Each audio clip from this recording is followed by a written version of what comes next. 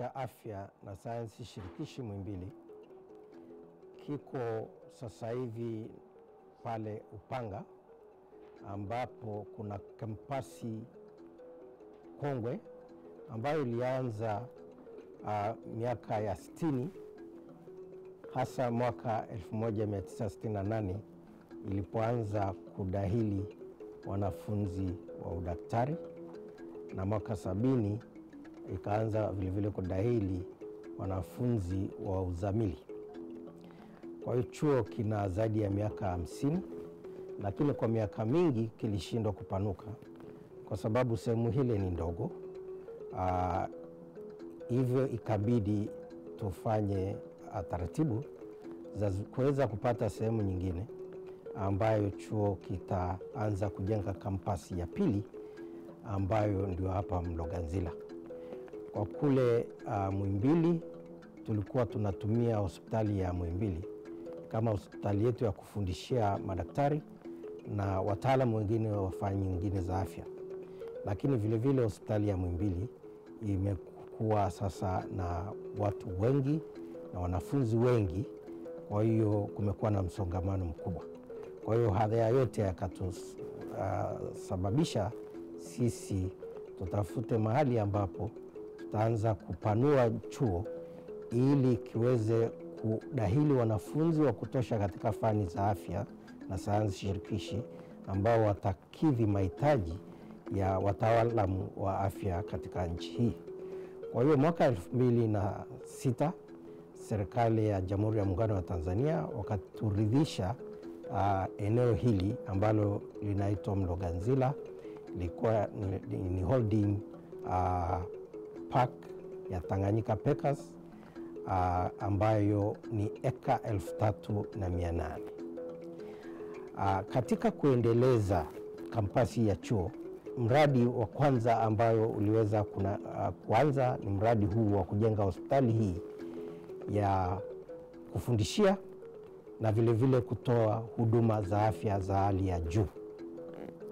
Hospitali hii imejengwa kwa jitihada za serikali za kutafuta hela kupitia serikali ya Korea ya Kusini, ambayo ilitoa mkopo nafuu ambao una grace period ya miaka 15 na malipo baada ya grace period yatafanyika kwa miaka 25. Mradi huu ulikuwa na awamu mbili. Awamu ya kwanza ilikuwa ni kujenga jumba hili ambalo ndilo la hospitali. Jumba hili gharama yake ni dola za Marekani milioni 49, ambalo lilikamilika kujengwa tarehe 31 Agosti mwaka huu. Mradi wa pili ulikuwa ni mradi wa kuweka vifaa tiba na mifumo ya tehama na mifumo ya kihospitali katika jengo hili. Mradi huu nao umeshaanza, kontrakta anaendelea kufanya kazi na utakamilika tarehe 31 Oktoba mwaka huu.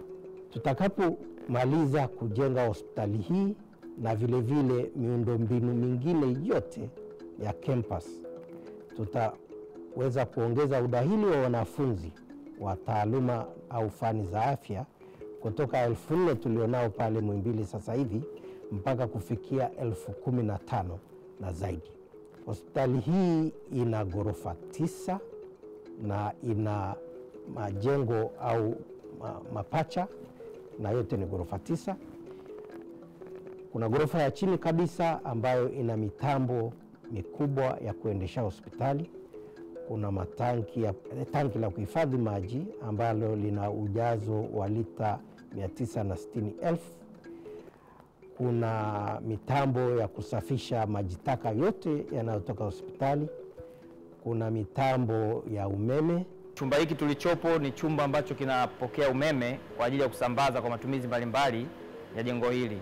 Nyuma yangu ni swichi za umeme mkubwa ambazo zinapokea umeme wa msongo wa 33 kV kutoka TANESCO nje kule, na swichi hizi moja kwa moja zinapeleka kwenye transformer zetu ambazo tunazo 4 kazi ya transformer zile, kwa sababu umeme unaokuja unakuwa ni mkubwa, kwa hiyo tunahitaji kuupunguza au kuupoza ili uweze kutumika kwa matumizi mbalimbali ndani ya jengo. Na baada ya kupozwa na transformer zile ambazo tumeziona pale, zinapelekwa kuna panel zetu hizo hapo tayari kusambazwa kwa matumizi mbalimbali ya mashine kwenye jengo.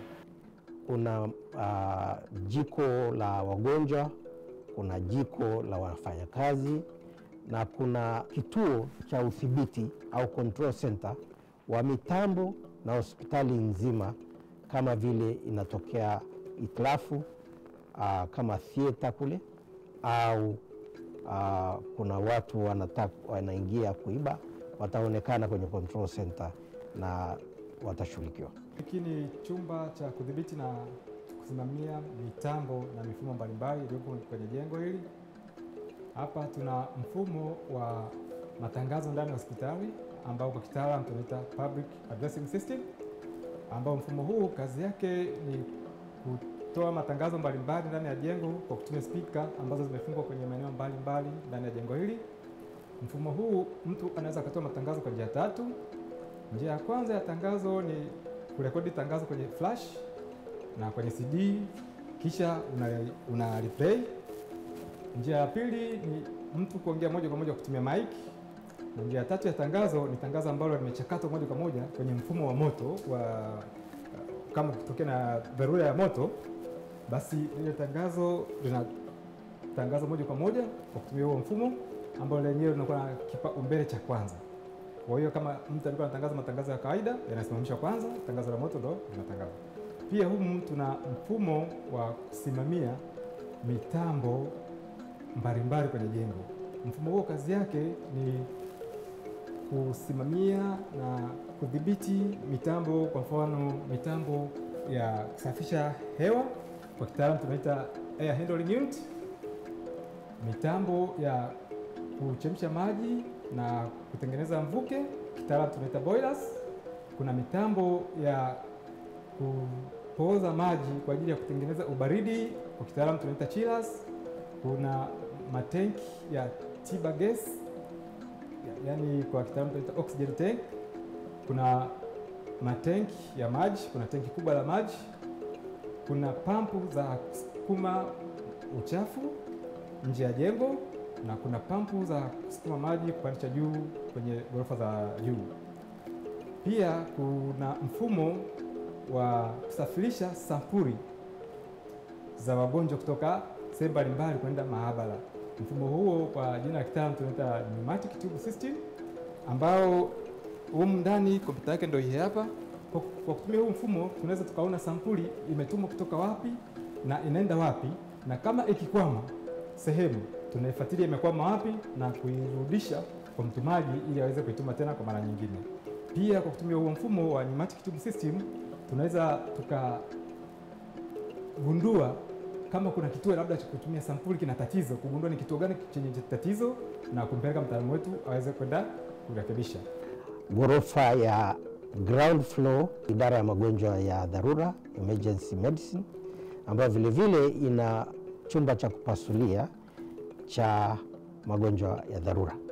Vile vile ina mapokezi, alafu kuna idara ya mahesabu ya hospitali, kuna idara ya famasia, alafu kuna idara ya utawala. Katika ghorofa hiyo ya chini vile vile au ground floor kuna idara ya mionzi ambayo kutakuwa na x-ray, kutakuwa na CT scan, kutakuwa na MRI, na hizi zimeshafungwa, mtaziona. Katika idara hii tuna vipimo vya aina mbalimbali. Kwa mfano tuna kipimo cha x-ray, tuna kipimo cha ultrasound, tuna kipimo cha MRI, cha CT scan kama tuliokuwa nayo hapa. Pia tuna kipimo cha mamografia. Pia tuna kipimo kingine ambacho ni kinaitwa bone densitometry, ambacho ni kipimo kinachopima kiwango cha calcium kwenye mifupa. Katika idara hii tuna mashine, hizi mashine nilizozitaja kama x-ray, tuna x-ray ambazo tuna x-ray 4. Pia tuna ultrasound 4 ambazo zitakuwa hapa kwenye idara, MRI ni 1 na CT scan ni 1. Vipimo vinavyofanyika hapa vinategemea na mgonjwa anavyokuja. Kwa mfano hapa CT scan inaweza ikatumika kwa wagonjwa mbalimbali, kwa mfano wagonjwa wa dharura, wagonjwa wanaokuja na matatizo ya kichwa, iwe ni uvimbe, iwe ni kiharusi, CT scan inafanyika. Na hii mashine tuliokuwa nayo hapa ni mashine ya kisasa ambayo ina uwezo mkubwa sana wa kupima mgonjwa kwa muda mfupi wa sekunde kadhaa, na unatoa pia picha zenye ubora wa hali ya juu. Na uzuri wa hii mashine zote zimekuwa zimeunganishwa kwenye mitambo ya kompyuta na teknohama. Basi picha zinazopigwa zinahamishwa, zinaonekana kwenye kompyuta na zinafanywa marekebisho madogo madogo, zinaingizwa kwenye mfumo ambao hizi picha zinaweza kuona na daktari akiwa sehemu yoyote, kuanzia huduma ya dharura, kliniki mbalimbali na pia vyumba vya upasuaji. Ghorofa ya kwanza ina idara ya magonjwa ya nje, wale wagonjwa wote wa nje watahudumiwa pale, lakini vile vile ina idara ya magonjwa ya afya ya kinywa na meno, nyingine ndogo ndogo kama zile vile za pua na masikio, na idara zote nyingine za magonjwa ya nje. Hili ni eneo la clinic ambapo tutakuwa tuna hudumia wagonjwa wa aina mbalimbali wenye shida za masikio au zenye koo na pua. Kutakuwa kuna vifaa na mitambo ya aina mbalimbali, mingine tayari imeshawekwa kama inavyoonekana hapo nyuma, na mingine bado inaendelea kufungwa.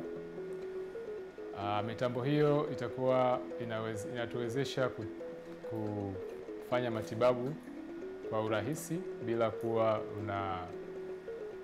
zunguka sehemu mbalimbali kwamba iko mitambo mbalimbali, kwa sababu mtambo mmoja kama huu hapa unaweza kupima sehemu zote za pua, koo na masikio mgonjwa akiwa ametulia sehemu moja.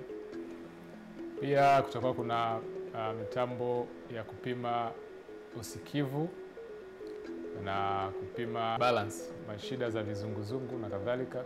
Kutakuwa na mitambo yote hiyo. Kwa hiyo kliniki yetu itakuwa imejitosheleza. Na idara kama idara kwa ujumla itakuwa pia inafanya upasuaji wa aina mbalimbali, ambapo tutakuwa tuna vifaa vitakavyokuwa viko katika vyumba vya upasuaji. Tutafanya upasuaji ambao hautahusisha kukata, ambao unakuwa unafanywa ndani kwa ndani, inaitwa endoscopic surgery, na upasuaji wa aina mbalimbali. Ghorofa ya pili vile vile ina operating theaters 10 ambazo ni pamoja na operating theater 2 za magonjwa ya kina mama. Vile vile ina idara za wagonjwa mahututi na usafishaji wa figo. Ina idara ya intensive care au mahututi kwa wale watoto wadogo. Ghorofa ya tatu ambayo ndio hapa tulipo, ni ghorofa ya mafunzo kwa ujumla na utawala wa hospitali. Kwa hiyo kuna lecture theater au auditorium ambayo ndio hapa tulipo. Alafu ina seminar rooms za kufanya seminars, ina maktaba ya hospitali, ina idara ya tehama na kompyuta ya hospitali, ina ofisi ya mkuu wa hospitali na ofisi ya muuguzi mkuu wa hospitali, pamoja na ofisi za wasaidizi wao, pamoja na ofisi za madaktari na walimu wote watakao kuwa wanafundisha ndani ya hospitali. Kuanzia ghorofa ya 4 mpaka ghorofa ya 9 kuna vyumba vya wagonjwa. Ghorofa ya 9 vile vile ina sehemu ya wagonjwa wale ambao wana magonjwa ya kuambukiza au infectious diseases, lakini vile vile ina vyumba maalum vya wale wagonjwa ambao tunaita VIP. Upande wa nje wa hospitali kuna chumba cha kuhifadhi maiti ambacho kitakuwa na majokovu ya kuhifadhi maiti, lakini vile vile chumba hicho kina sehemu ya kufundishia madaktari ili kuelewa sababu za vifo kwa wale wagonjwa ambao wamekufa bila kufahamu sababu za vifo. Kwa hiyo wanafunzi na madaktari watafundishiwa hapa. Lakini upande wa nje vile vile wa jengo hili kuna chumba cha kuchomea taka za hospitali au incinerator. Incinerator hii inaweza kuchoma kilo 150 kwa saa na inatumia diesel. Lakini vile vile kuna mitambo ya nje, kuna mitambo ya kutengeneza hewa ya baridi au chila. Kuna mitambo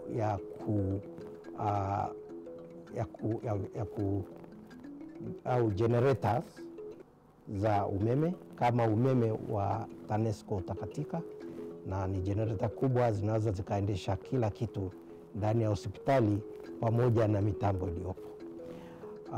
Vile vile kuna matenki ya kuhifadhi fuel au diesel ya kuendeshea incinerator, na vile vile diesel ya magari ambayo yatatumika kwa hospitali hapo baadaye. Vile vile upande wa nje kuna matenki ya gesi zile zinazotumika hospitali kama oxygen na LPG. Hizi zitahifadhiwa kwenye matenki, alafu zitakuwa zinaingizwa kwenda katika sehemu zinapotakiwa katika hospitali. Kwa kifupi, hiyo ndio hospitali yetu ambayo itaanza kutumika baada ya kupata wataalamu ambao sasa hivi tuko kwenye mchakato wa kuwapata wataalamu wa kutosha, na tukiweza kufanikiwa kama ambavyo tumepanga, tunatarajia hospitali itafunguliwa moja kwa moja mwezi Januari mwaka 2017.